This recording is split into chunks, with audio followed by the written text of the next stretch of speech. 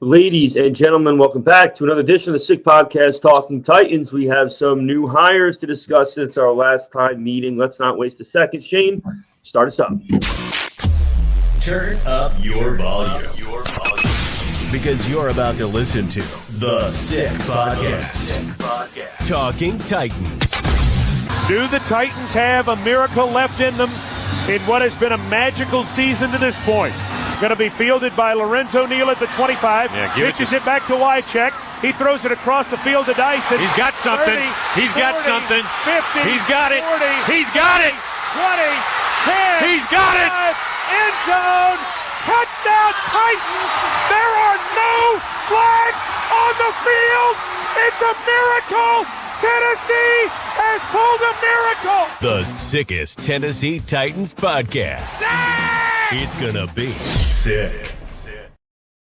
All righty, folks. Again, welcome back to another edition of the Sick Podcast, Talking Titans. Joined, as always, by my counterpart, Jarett. Vin will be back soon, of course. We know that. But let's get right into our business today, Jarett. One big firing, which we were all praying to God would come, and a couple hires along the way, which I don't know about you, but I'm very excited about. So first off, let me get your thoughts on, I know, something that you were hoping for as well, the Titans firing Colt Anderson.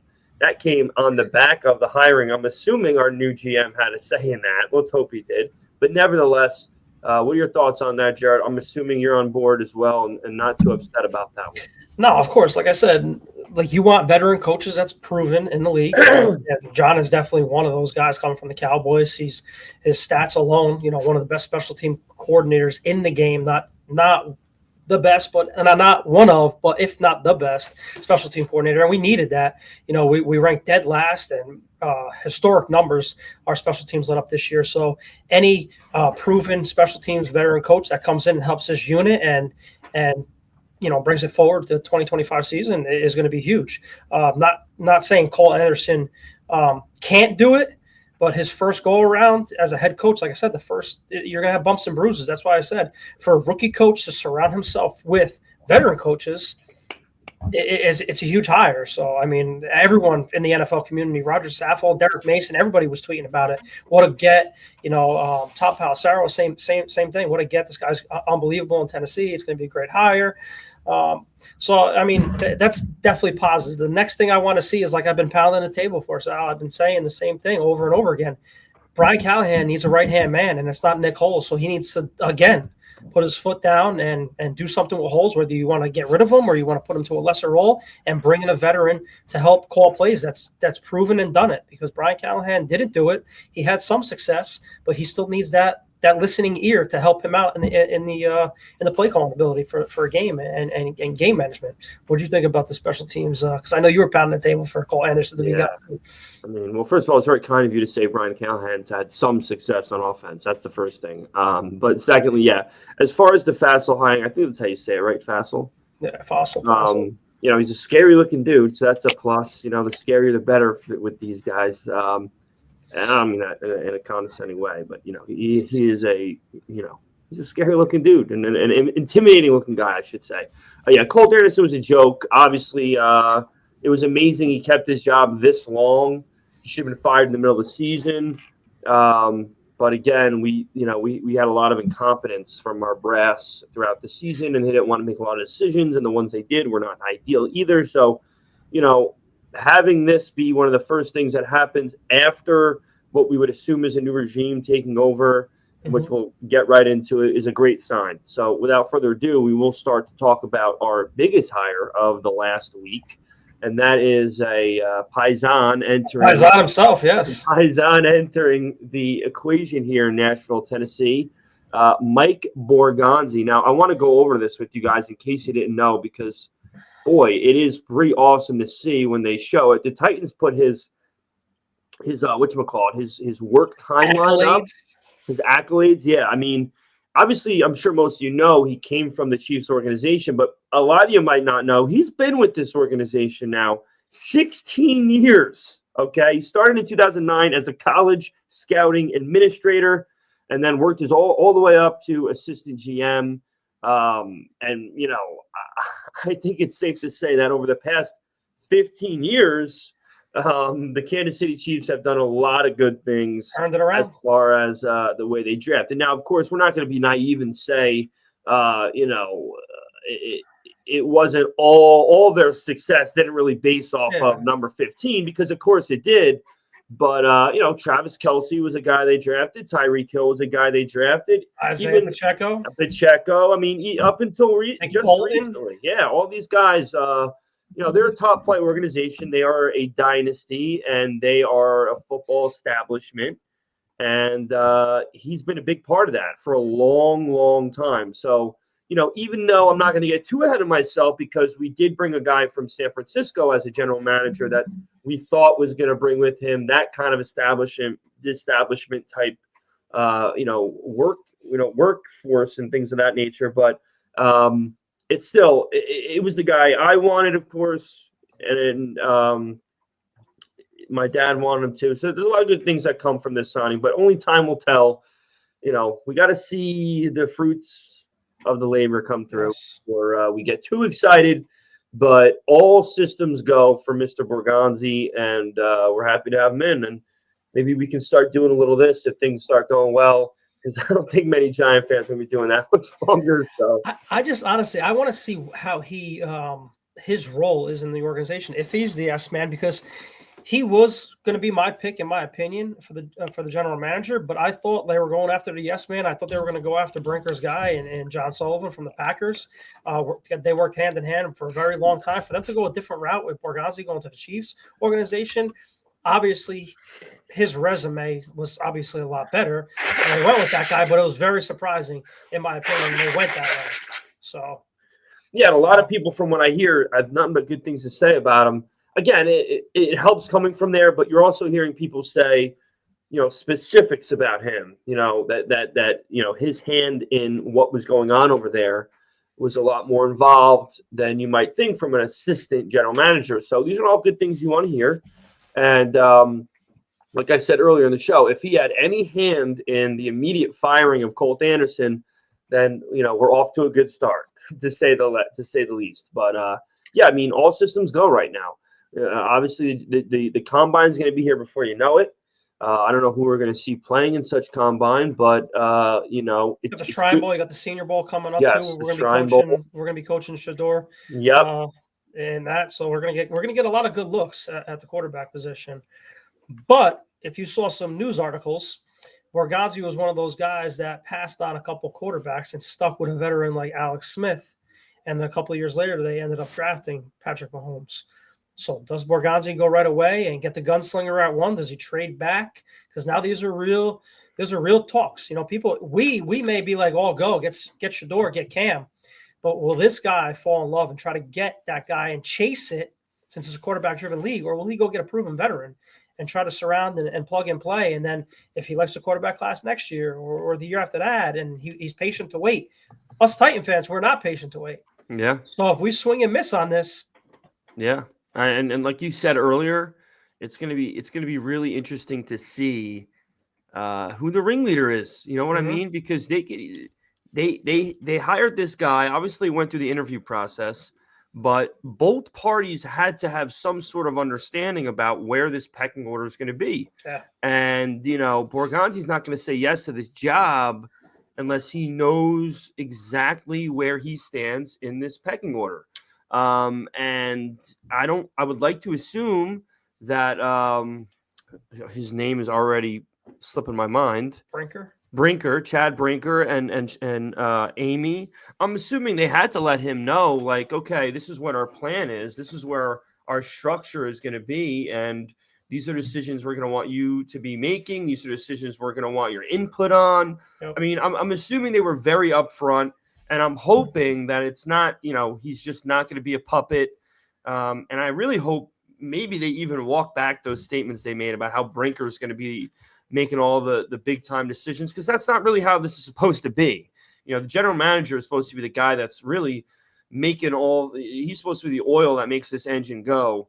And to bring a guy in from such a high-end organization to such a dysfunctional organization, and then tell the guy, listen, you're going to have to go through this guy and the owner before you can do anything. that's not going to be a great start to the relationship. So I hope there was a lot of transparency involved. And I hope we're getting a guy who's going to want to put his stamp on this team, and that the ownership's going to allow him and Brinker to put that stamp on the team. And time will tell. And the draft's going to be the first thing. Yeah, so I mean, we haven't heard a lot from Amy, but here's her quote on the Borgonzi thing. It says, Mike's experience speaks for itself. He has been a part of a core team that delivered 4 AFC championships, 3 Super Bowls over the past 5 seasons. Amy Armstrong said, this is the type of standard I want to build here in Tennessee. I know we have a lot of work ahead of us, and I'm excited for Mike to get started. During Mike's 16 years in the league, he has been a key part of transforming the Chiefs to a 2-time and 3-time Super Bowl champion. Said the Titans' Chad Brinker. During our meetings, he articulated a clear plan to build a championship standard in Nashville through consistency, discipline, and hard work. I've admired him for many years, and I'm thrilled to add him to the team as our general manager. So, I mean, finally we're getting a little statement from Chad and Amy. I know we may get more of it tomorrow on Wednesday when they actually introduce him. I know he's in Nashville today.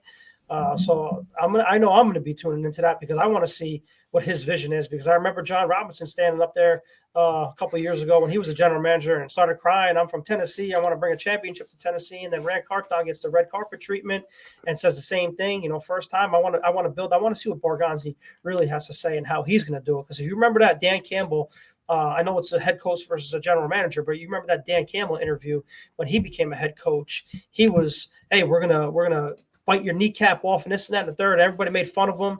They lost 16 games, and here they are. You know, a 15-win team. You know, they got shithoused to a hot Washington Commander team, but you know they're a playoff team. Oh yeah, they're going to be for the next decade. Yes, and Ben Johnson kind of followed suit. If you saw his introduction, a lot of echoed a lot of the same type of stuff. And as you can imagine, being next to a guy like Dan Campbell for that long of a time probably rubbed off on him. But one thing I hope to God they do not do is, like you mentioned, no more welcoming, everybody's clapping and woo. No. Let's get to business. All right, you do a press conference, you ask the guy questions. You get some photographs after he signs the contract, and that is it. It's go time. We are too much of an embarrassment to be, and this rotating door of staff members, top high-end staff members, it needs to stop. It really does. We need consistency in the front office. It does. And I think, you know, I don't know the right way to put this without it being like kind of like nasty, but our social media team and like. Just we need to get more serious about like a lot of the stuff we put on Twitter and on Instagram. It's like this is some sort of reality show that we're watching. Like, let's get down to business. Let's do the right thing. Let's try to build a class of football that people can be proud of and respect. It's like, you know, and it looked, and we were all. I don't want to act like we weren't all thrilled about the way they did it with the Rand thing, and everyone surrounded them and the clapping. And listen, they did that with Johnson in Chicago, and I hope that works out for him. But you know, we're such an embarrassment right now. We're so clueless in everything that we do. You know, I want to maybe try to flip the script here and get back to an organization that, you know, just focuses on getting the mission done. And that's just the best way I can describe it. I don't know if I articulated it properly, but you know, it's just we got to get back to business here, for lack of a better term. And I hope this guy Mike's going to do that, and I hope he's going to say a lot of the things that we're looking for him to hear tomorrow. And I hope they ask him the right questions too. I hope somebody asks him about that pecking order. You know what I mean? Listen, Caleb probably will do it. TD will probably do it, because they've been coming hard with questions during press conferences. And like I said, we always appreciated all the reporters out there trying to get the dirt, you know, for us fans, because we want answers. Because we're sick of the product on the field, and if there's going to be change, let's have a press conference like Dan Campbell did when he took over the Lions. Like I said, I know we're talking head coach versus GM, but that was a fiery press conference. Absolutely, and we're going to find out. I think it starts tomorrow at like noon. I want to say our time, maybe. So we'll definitely be tuned into that, and we'll obviously have a lot to say once he gives that conference. We'll have a ton to unpack. So. Definitely looking forward to that. So we'll obviously keep you guys posted. And yeah, I'm assuming a lot of things are going to start rolling down the line here as we get into this offseason. And before you know it, the combine is going to be there. So I I expect a lot of decisions to be made as they've already begun to be made. So we'll see how things shape up in that regard. But before we roll out, of course, we want to give a special shout out to our amazing sponsors over at DraftKings. Playoffs? Yes, we're talking about playoffs. You bet we are. Get in on the action at DraftKings Sportsbook, an official sports betting partner of the NFL. Scoring touchdown is key to winning in the playoffs, and you can score big by betting on them at DraftKings, the number one place to bet touchdowns. Ready to place your bet? Try betting on something simple like a player to score 6. Go to the DraftKings Sportsbook app and make your pick. New DraftKings customers can bet $5 to get $200 in bonus bets. Download the DraftKings Sportsbook app and use code 6sports. Again, that is code 6sports for new customers to get $200 in bonus bets instantly when you bet just $5. Only on DraftKings Sportsbook. The crown is yours. Gambling problem? Call 1-800-GAMBLER. In New York, call 877-8-HOPE-NY or text HOPE-NY 467-369. In Connecticut, help is available for problem gambling. Call 888-789-7777 or visit ccpg.org. Please play responsibly. On behalf of Boot Hill Casino and Resort in Kansas, 21 and over. Age and eligibility varies by jurisdiction. Void in Ontario. Bet must win to receive reward. Bonus bets expire 168 hours after issuance. For additional terms and responsible gaming resources, see dkng.co/ftball. All righty, Jarrett, is there anything you want to add before we close out for today and wait for some more news to drop? Nothing much, man. I just hope the Bills get it done because I'm sick and tired of the Kansas City Chiefs. And I guess I'm going to be rooting for the Commanders, man, because it's something different. The Eagles were there. The Chiefs were there. I'm sick of the same teams over and over again. So hopefully we get 2 upsets over here. Championship weekend. Yeah, my stepdad's a pretty big Commander. Well, he would say he's a Redskins fan. He refuses to call them Commanders. But, listen, I think if nothing else, like I said, if the Commanders somehow find a way to win a championship after being such a laughing stock not even 12 months ago, I just don't see how this team can do anything else besides go quarterback at 1. And I'm not saying it's going to be the right choice. It might not be. And there's plenty of people, including some of my family, that don't think it's the right choice. But at the end of the day, if it is the right choice and we don't make such choice, talk about sleepless nights on the horizon, man. We're going to be talking for a very long time about it. Yep.